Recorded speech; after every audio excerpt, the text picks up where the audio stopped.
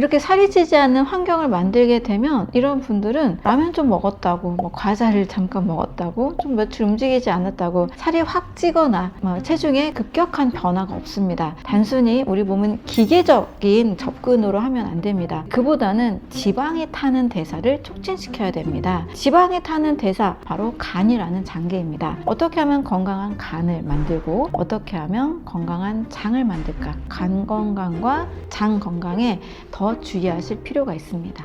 간이 필요로 하는 영양소, 또 장이 필요로 하는 영양소 음식들이 있습니다. 간이 필요로 하는 영양소는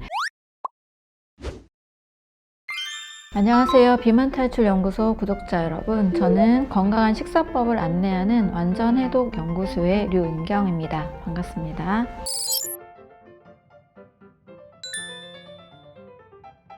식단과 운동보다 더 중요한 것은 몸 전체를 살찌지 않게 만드는 바로 그 환경입니다. 많은 분들이 대부분 다이어트를 준비하려고 하실 때 저칼로리 식단을 많이 구성하시고, 그리고 많이 이제 칼로리 소비해야 된다 하시면서 운동에 많이 집중을 하십니다. 그런데 우리가 자연의 생태계를 보면 특히 야생동물들은 본인의 음식을 먹고 비만을 비롯한 다양한 만성질환이 없는 것을 잘 알 수가 있습니다. 오직 사람만이 너무 다양하게 먹고 이런 라이프 스타일이 잘 움직이지 않은 라이프 스타일을 겸하면서 이제 비만 인구가 많이 증가하게 되었는데, 사실 잘 움직이지 않는다고 살찌고 잘 움직인다고 살 빠지고, 또는 어떤 특정 음식을 먹어서 살찌고 살 빠지고, 이렇게 단순하게 우리 몸은 구성되어 있지 않습니다. 우리 몸을 보면 꼭 필요한 영양소를 공급받으면 필요한 몸을 체조직을 구성을 하고 불필요한 지방은 축적되지 않도록 원래 설계되어 있습니다. 나는 물만 먹어도 살찐다, 나는 열심히 운동해도 살이 안 빠진다, 이런 고통스러운 이야기들을 하시는 것을 들을 수가 있게 됩니다. 특정 어떤 식단, 어떤 운동 이 계획보다 어떻게 하면 내 몸이 살이 찌지 않는 몸을 만들 수 있을까, 이쪽으로 더 접근을 해야 됩니다. 그러기 위해서는 식단도 몸 전체 환경을 바꾸는 식단, 운동이나 몸을 또 움직이는 활동도 몸 전체에 영향을 지나치게 힘들지 않게 영향을 줘서 꾸준히 할 수 있는 그런 라이프 스타일을 만드는 것, 또 특정 어떤 잘못된 환경, 예를 들면 장 속에 있는 비만 세균이 문제가 될 수도 있거든요. 그래서 물만 먹어도 살찐다 라는 사람들의 고통을 대변하는 원리가 되기도 하는데요. 그럴 때는 장내 환경을 또 바꿔줘야 되겠죠. 우리 몸의 원리를 알고 각 장기들의 또 특징을 알아서 살이 찌지 않는 환경을 만들어주는 것, 그것을 먼저 찾아봐야 될 것 같습니다. 이렇게 살이 찌지 않는 환경을 만들게 되면 이런 분들은 라면 좀 먹었다고, 과자를 잠깐 먹었다고, 좀 며칠 움직이지 않았다고 살이 확 찌거나 체중에 급격한 변화가 없습니다. 우리가 가장 목표로 하는 거는 꾸준히 유지되는 체중이잖아요. 일단 감량 이후에 꾸준히 유지되는 그 체중을 위해서는 다이어트 어떻게 하자 이것보다 살찌지 않는 몸, 즉 건강한 몸이 되면 살이 찌지 않습니다. 건강한 몸을 만드는 것이 더 첫 번째가 되겠고요. 건강한 몸을 세팅을 하고 나면 몸은 자연히 지방이 빠지고 독소가 빠지고 자연스럽게 체지방이 알맞게 되고 근육도 적당히 유지가 되면서 건강하고 또 살찌지 않은 몸을 만들 수가 있습니다. 건강한 몸이 되면 우리 몸에 적당한 호르몬 분비, 호르몬이라고 할 때는 혈당을 조절하는 인슐린은 많이 들어보셔서 잘 아실 거예요. 혈당 조절 호르몬인 인슐린과 글루카곤의 적절한 균형, 그리고 뇌의 시상하부에서 식욕 중추와 포만 중추가 있는데요. 렙틴과 그렐린이라는 두 가지 호르몬이 식욕을 억제하기도 하고 식욕을 촉진시키기도 하면서 우리 몸의 신진대사를 조절합니다. 건강한 몸이 되면 음식에 대한 또 혈당에 대한 호르몬들이 적절하게 잘 유지가 되면서 살찌지 않는 몸이 됩니다. 결국 신진대사 활성이라는 목표가 잘 이루어진다라면 우리 몸은 살찌지 않는 몸이 되는 거죠. 이 신진대사 중에서도 또 호르몬을 주관하는 갑상선이라는 장기가 있죠. 내분비 호르몬을 주관하는데 바로 이 갑상선의 기능도 무너졌을 때 살이 확 찌거나 또는 살이 너무 빠지거나 이렇게 다이어트와 연관된 장기가 될 수 있습니다. 갑상선 전립선 장기며 간이며 위장, 장내, 미생물까지 해서 우리 몸 전체가 건강한 신진대사, 건강한 이 호르몬의 균형을 잡을 때 그때 비로소 다이어트에 신경 쓰지 않아도 되는 몸이 될 수 있는 거죠. 그래서 우리 몸은 건강한 호르몬을 잘 분비하고 건강한 신진대사가 잘 이루어지면 살이 찌지 않는 날씬한 몸이 될 수가 있습니다.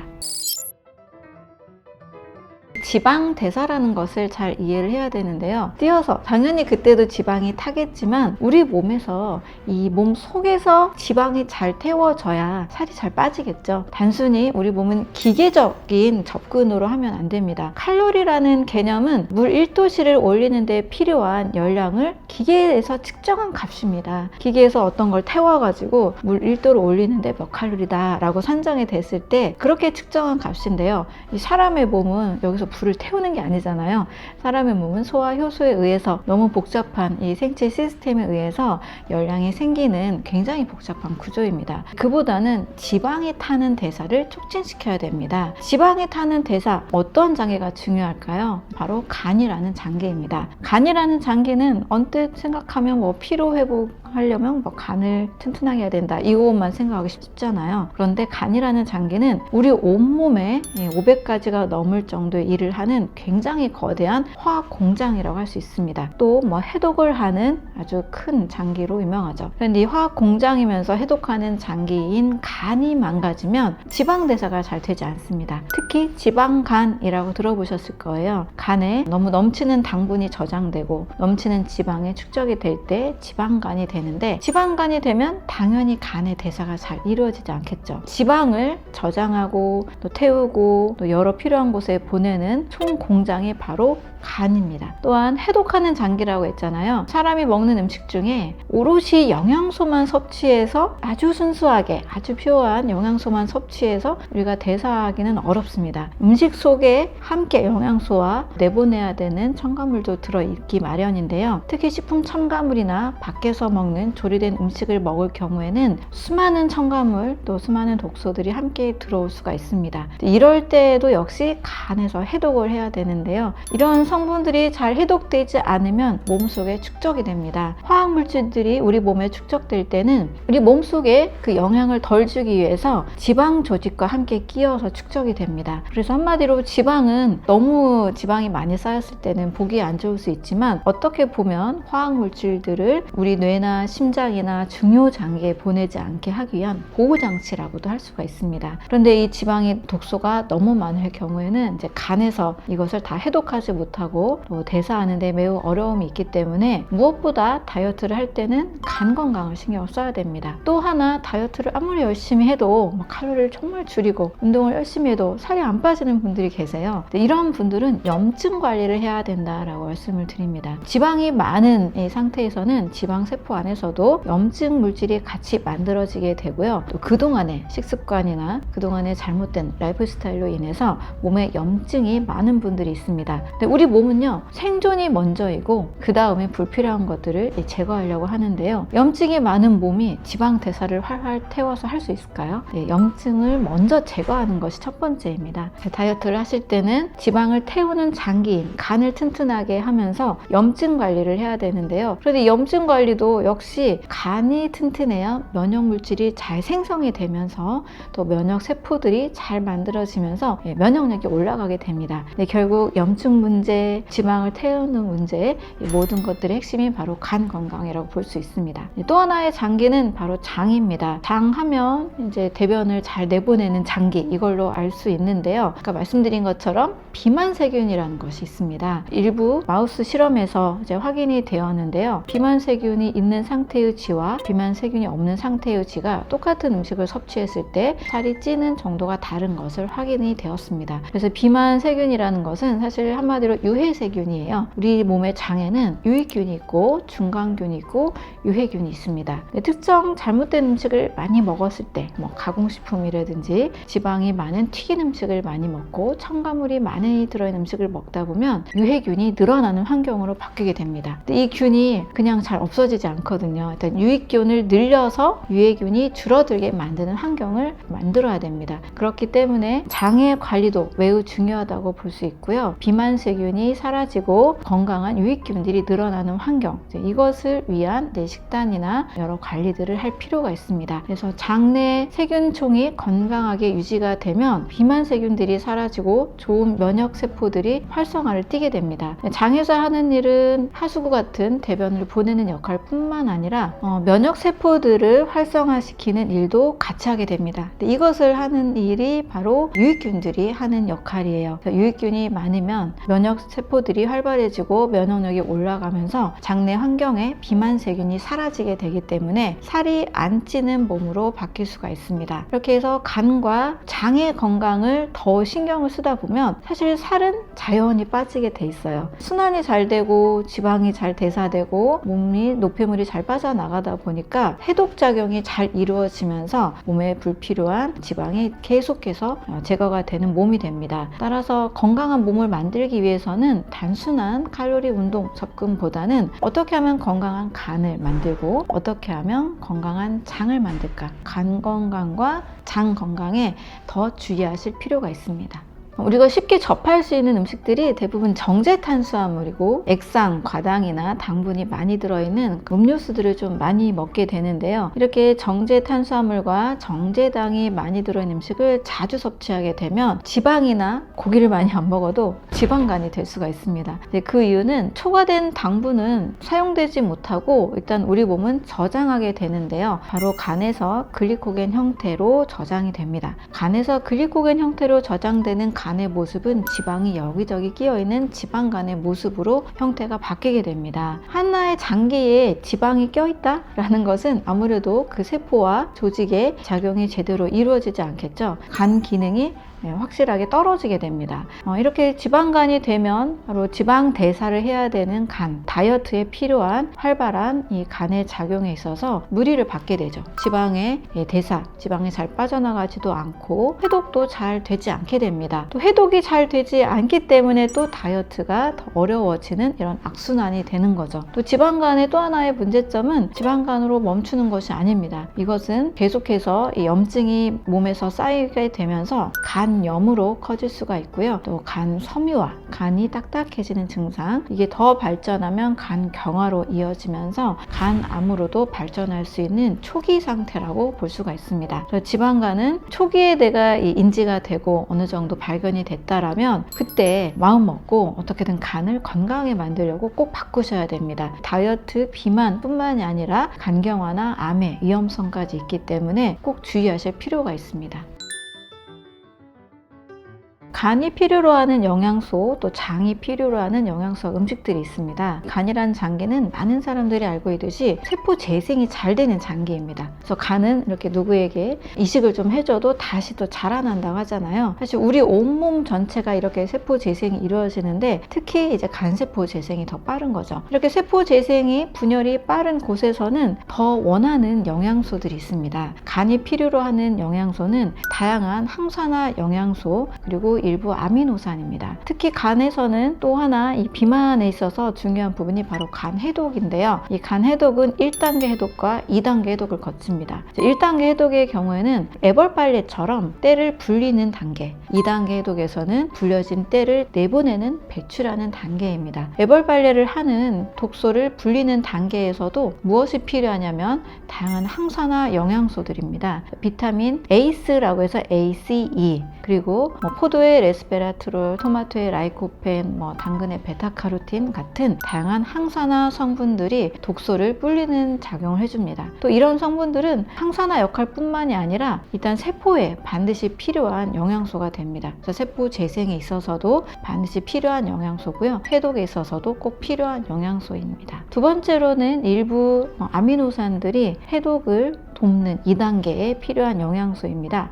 시스테인이나 글루타민 같은 이런 영양소고요. 이런 영양소들은 최대한 식물성을 통해서도 공급을 받을 수가 있습니다. 이렇게 간에 필요한 영양소들을 보다 보니까 어떤 음식을 먹어야 될까 이런 생각이 들게 되잖아요. 항산화 영양소들은 다양한 과일과 채소 그리고 일부 견과류들에도 많이 들어 있습니다. 식물성인 이 음식들을 많이 드실수록 간에 필요한 영양소를 공급한다라고 하시면 됩니다. 또 그리고 장에 있어서는 이 영양소가 이제 세계보건기구에서도 꼭 필요한 장 건강 영양소로 지정이 되었는데요.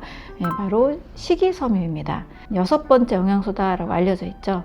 이 식이섬유는 간에서 장내 미생물들의 먹이가 되기도 하고 장의 고형 성분을 알맞게 바나나 변이 좋다라는 얘기 있잖아요.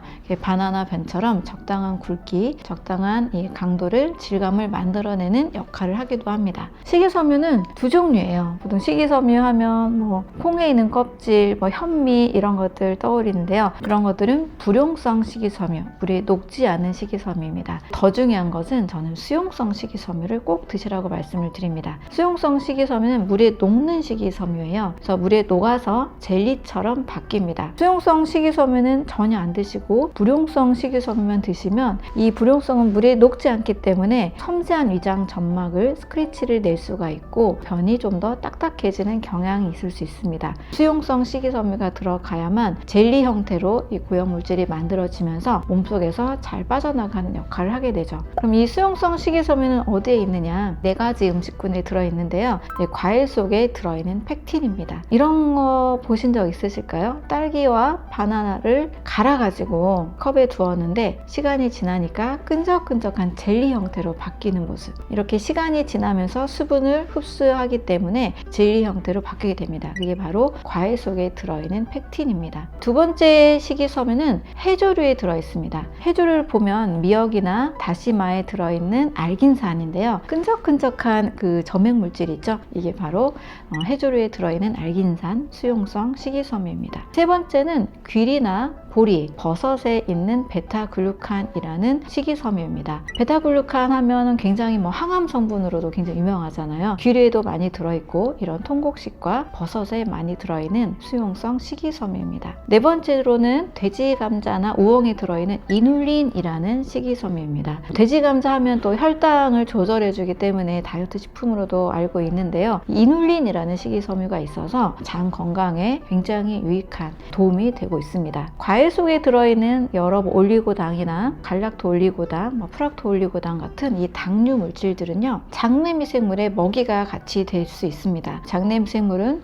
수용성 식이섬유, 그리고 당류, 복합 당류, 불용성 식이섬유 이 모든 것들을 함께 먹기도 하고 또 같이 이 공생을 하면서 장내 환경을 건강하게 만들어줍니다. 그래서 결국 우리가 먹어야 되는 음식은 신선한 과일 꼭 드셔야 되고요. 더 신선한 채소 섭취도 항산화 영양소나 식이섬유 차원에서도 필요하고요. 아까 제가 말씀드렸던 통곡식으로는 귀리나 보리, 버섯류, 해조류 이런 음식들을 매끼 식사에 조금씩 같이 곁들여 드시면 간과 장 건강에 굉장히 큰 도움이 될 수가 있습니다. 다이어트 할 때 너무 칼로리에 집중해서 기름 성분들을 빼놓고 안 드시는 분들이 계시는데요. 우리 인체의 원리를 보면 탄수화물과 단백질과 지방이 어느 정도 꼭 필요합니다. 특히 세포막이 구성 성분이면서 콜레스테롤의 원료가 되는 것은 필수 지방산입니다. 그 중에서 이제 오메가3, 6, 9이 있는데 오메가6가 부족하기는 어렵지 않은 게 우리가 보통 음식을 먹으면 오메가6를 먹게 되거든요. 오메가3가 부족한 경우가 쉬운데요. 오메가3 지방산을 같이 드셔야 세포가 건강해지고 간세포를 포함해서 모든 조직과 장기들이 신진대사를 활발하게 하게 됩니다. 그래서 오메가3가 풍부하게 많이 들어있는 기름은 많은 분들이 좋다라고 알고 계시는 기름들이 맞습니다. 올리브오일, 들기름, 아마씨 기름 이런 기름들이 염증에도 좋고 세포막과 콜레스테롤의 원료가 되기 때문에 반드시 필요한 지방입니다. 또 지방을 모유와 비유를 해보면 모유 속에도 약 35% 정도가 지방으로 이루어져 있어요. 모유는 가장 완벽한 자연이 제공한 그 완벽한 비율을 가지고 있다고 알려져 있잖아요. 슈퍼푸드라고 알려져 있잖아요. 따라서 모유 속의 정도의 지방, 그 정도까지 35%는 아니어도 어느 정도는 꼭 반드시 섭취해야 됩니다. 그래서 하루에 올리브오일 2스푼 정도 꼭 드시는 습관, 또 아마씨유나 그다음에 들기름 같은 걸 드실 때 세포막의 원료, 콜레스테롤 원료가 될 뿐만 아니라 또 염증을 조절해주는 중요한 역할도 함께 합니다. 다이어트 할 때 너무 칼로리 제한으로 가다 보면 염증 제거에 도움이 되는 것들은 많이 빼먹게 되거든요. 근데 염증에도 꼭 좋은 기름이 이런 기름들이 있습니다. 근데 그거 외에도 제가 시즈닝이라는 것을 활용하시면 굉장히 고급 요리를 먹는 좋은 효과가 있다고 하면서 권하기도 하는데요. 예를 들면 이제 채소 샐러드를 드시거나 먹거나 채소, 볶음을 같이 드실 때 시즈닝이라는 것을 잘 갈아서 뿌리면 그 속에 들어있는 성분들이 굉장히 고급스러운 맛도 내면서 또 다양한 항산화, 항염 효과가 있습니다. 시즈닝에는 검은 후추, 블랙페퍼 이런 것들이 들어있고요. 여러 씨앗의 껍질이나 씨앗이 통째로 들어있기도 한데요. 겨자씨, 머스터드 시드 같은 것들이 다양한 항산화에 좋은 성분들입니다. 그런데 갈아서 이렇게 뿌려서 샐러드나 또 채소 볶음 같은 데 드시면 맛도 굉장히 있거든요. 다이어트 할 때 맛을 놓치면 굉장히 오랫동안 지속하기 어렵습니다. 저는 그래서 맛도 꼭 같이 챙기도록 이야기를 하고 있는데요. 맛있는 음식을 오래 먹는 것은 누구나 할 수 있잖아요. 그러면서 살이 빠진다 라고 한다면 굉장히 금상첨화가 될 겁니다. 그래서 우리 몸에 꼭 필요한 좋은 기름, 좋은 필수지방산 섭취와 또 시즈닝 같은 항산화 성분이 있는 그런 씨앗류를 활용하는 방법 꼭 추천을 드립니다.